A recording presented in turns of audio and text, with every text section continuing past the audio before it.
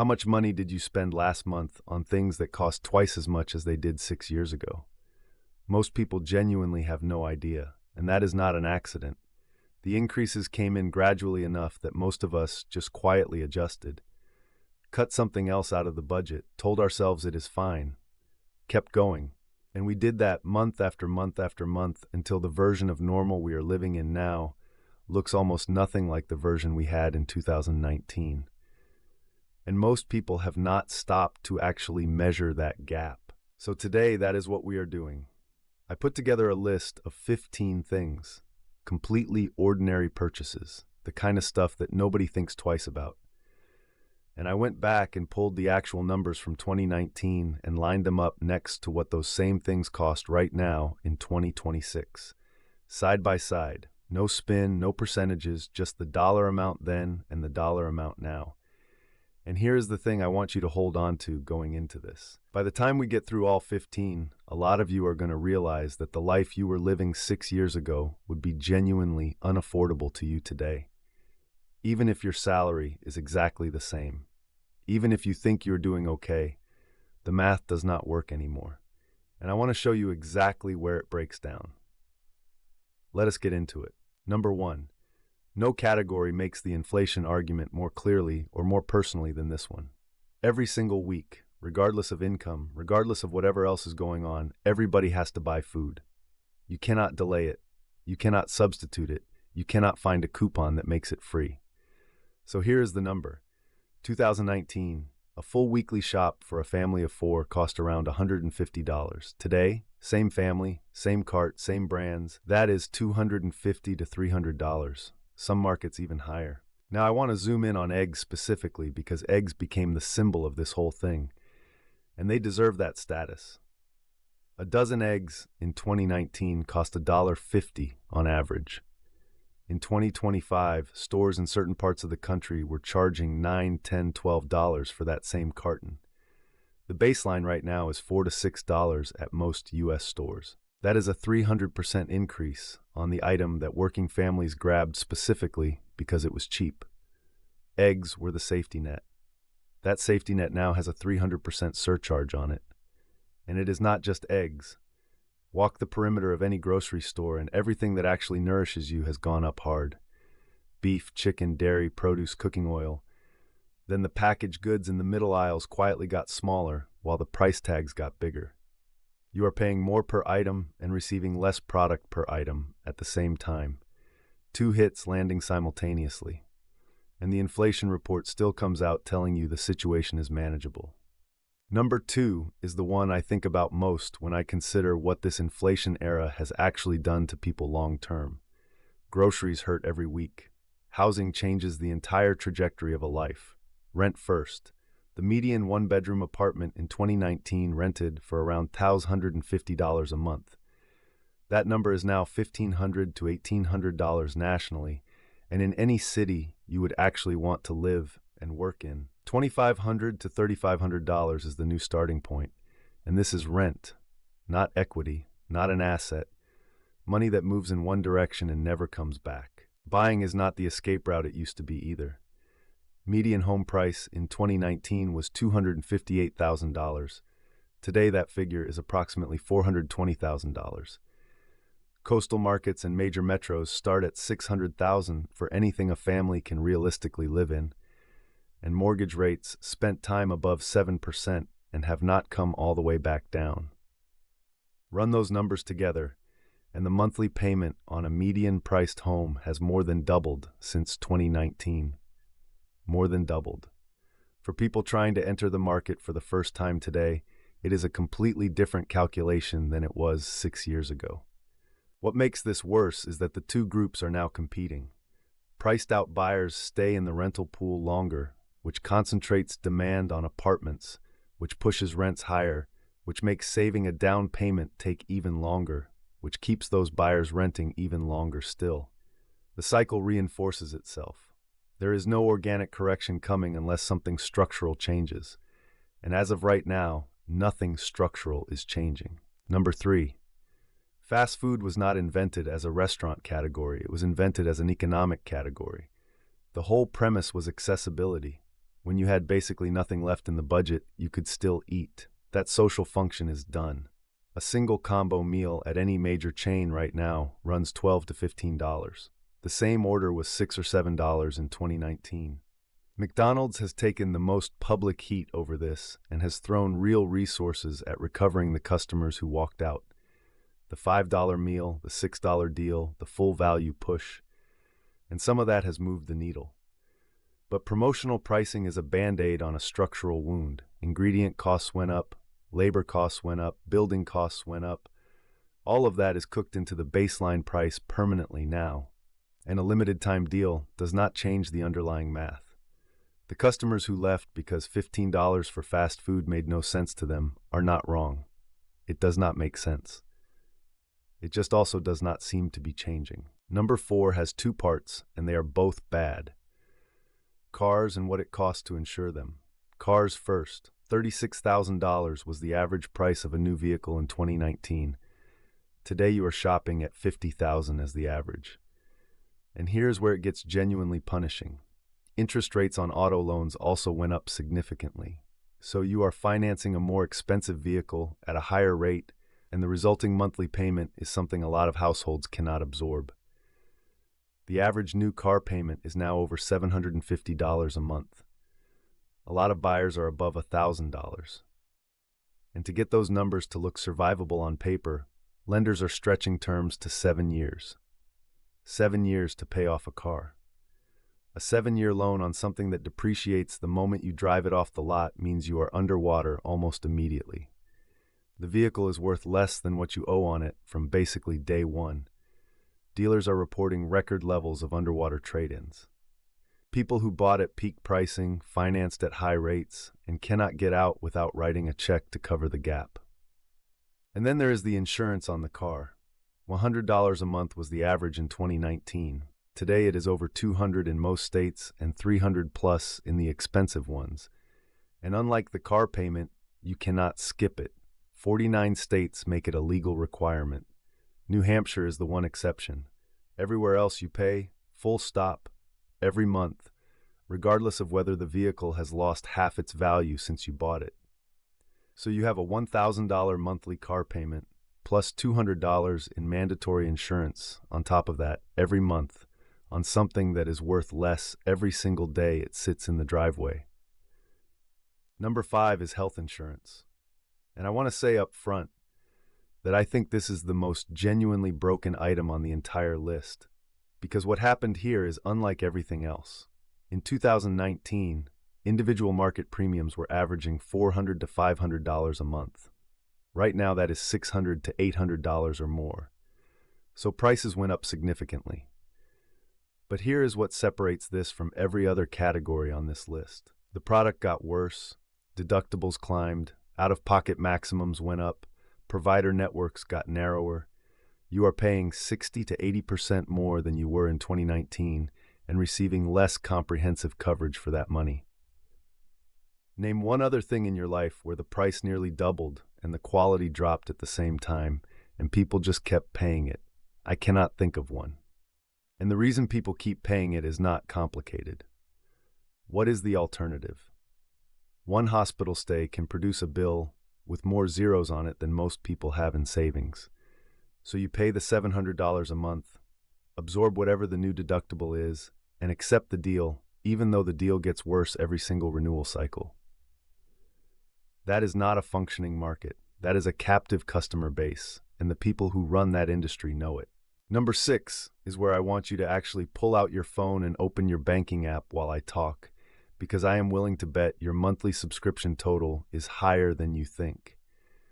Back in 2019, the average household spent about $20 a month on subscriptions. Netflix was cheap, Spotify existed, cloud storage was practically free. $20. Today, research puts the average household at $100 a month.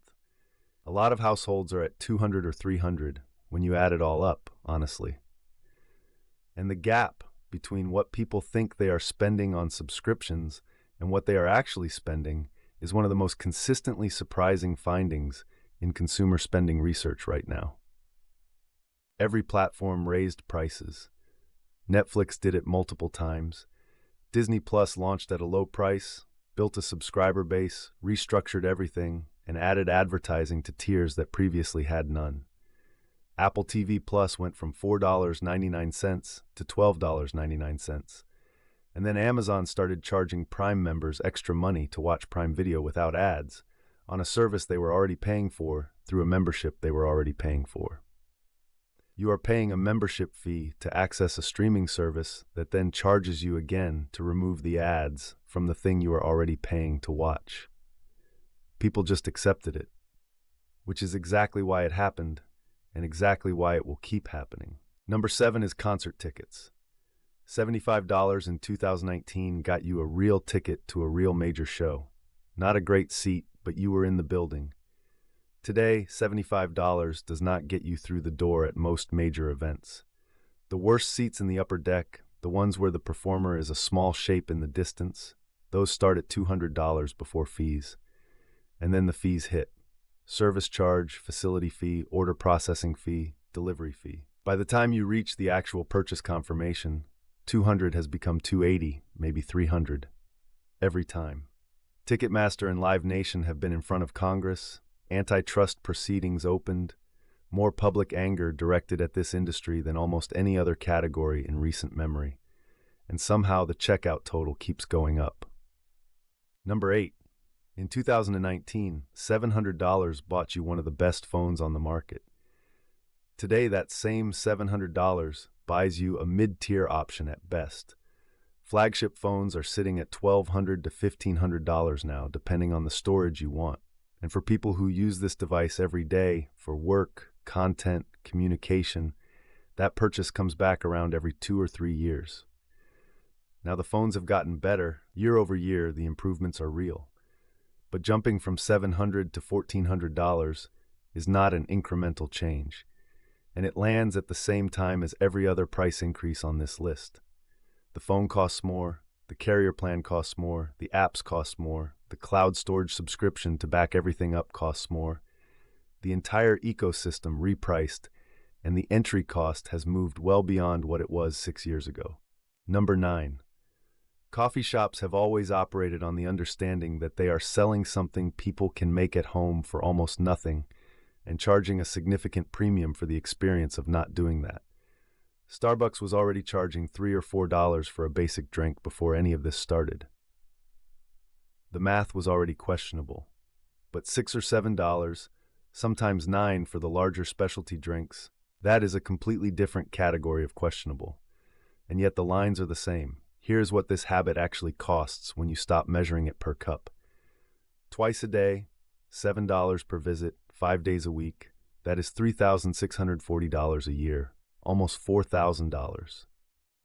On a hot drink, you could make it home in the same amount of time it takes to sit in the drive-through line. Number 10, food delivery. In 2019, delivery fees on the major apps were maybe $5. Today, the combined fees on a typical order, delivery charge, service fee, small order surcharge, plus the tip expected on top of all of it, run $15 to $20, sometimes more. 3 orders a week means roughly $200 a month in fees alone before a single food item is counted. And there is something about the tipping mechanic most people do not know.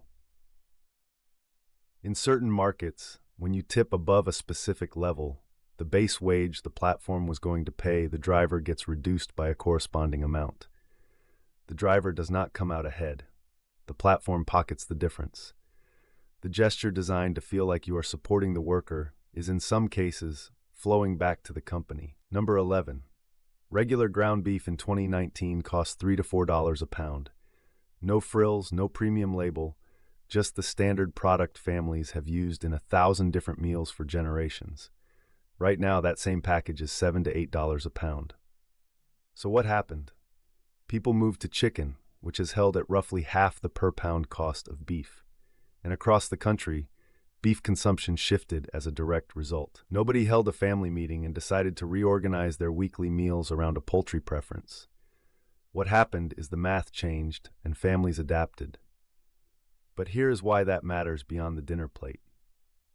When a fundamental, deeply embedded component of the American diet becomes something households have to budget around and occasionally skip, you are looking at a real measure of how far purchasing power has actually fallen. Not a percentage point in a quarterly report. A specific food item that used to be the default, now requiring deliberate financial planning to include. Number 12. I want to frame this one differently because the reaction most people have, well, Disney was already expensive, nobody needs to go to Disney, misses the actual point. Yes, it was already expensive in 2019. A family of 4 going to Disney World back then was around $4,000 for the full trip. $4,000 was already a meaningful financial decision. Today, that same trip is $7,000 to $10,000. And here is the part that tells the real story.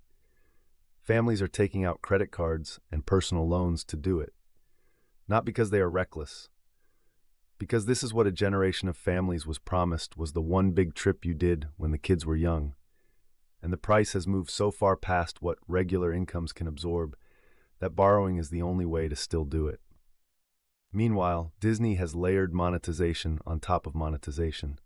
You pay extra to skip lines, extra for dining reservations, extra to park the car. The base ticket is just the starting point. Number 13, weddings. In 2019, the average American wedding costs $25,000. One day, one party. That is a down payment on a house. That is years of compound investment growth from the very start of a life together. Now it is $30,000 to $35,000 on the national average, with a large portion of couples landing at $50,000 or more. The wedding industry has constructed something almost perfectly designed to extract maximum money from people at their most emotionally invested. Every vendor in every category charges differently the moment the word wedding enters the conversation. And there is enormous social infrastructure that makes it genuinely difficult for couples to step back and make a cold financial decision. They start their lives together under a debt load that took one day to create. Number 14. Cocktails at a bar or restaurant were $10 in 2019. Now they are $20, sometimes $25. A glass of wine that used to be $12 is now $16 to $18 as the floor. I personally hit a point where I just stopped ordering drinks when I go out to eat. When the wine costs more than the food, something has inverted that I cannot make peace with financially. A full bottle of something perfectly good is $15 at a grocery store. 4 glasses, $3.75 per glass, versus $18 for the same pour at a table. The math stops working at a certain point. Now, restaurants are in a genuinely brutal position right now. Labor costs went up, food costs went up, rent went up, utilities went up, all simultaneously, and their margins were already paper thin before any of it started. Alcohol carries the highest margins on the menu, and it became the mechanism for absorbing everything else. That is not malicious, it is survival. But the outcome is that a casual night out with a few drinks has moved into a category that requires actual planning for a lot of households. Number 15, and this is the one I want to end on because it is the most consequential item on this entire list. Raising a child in the United States, not private school, not extracurriculars, just the basic requirements of keeping a small person fed, housed, and cared for, cost approximately $1,000 a month in 2019. That number is now $1,500 to $2,500 per month. In major cities, daycare for a single child in 2026 has crossed $2,000 a month, $24,000 a year in after-tax income, more than rent in a lot of markets. 2 kids in care simultaneously, and the child care line item rivals the mortgage. The U.S. birth rate is at a historic low, and economists connect it directly to the financial math of family formation for younger generations. When the basic continuation of a household is being priced out of reach for a growing percentage of the population, the consequences do not show up immediately. They show up 20 and 30 years down the road, and they are very hard to reverse. Here is the thing that ties all 15 together. None of these prices are going back. The companies that raise them have no incentive to reverse course as long as the purchases keep happening.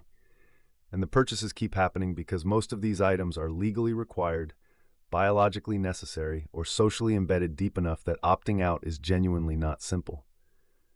The actual crisis is not any individual price.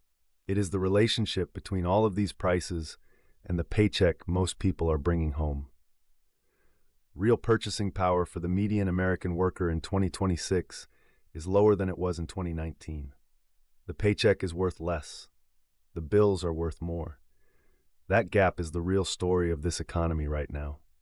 Comment below and tell me which one of these 15 is hitting your household the hardest. See you in the next one.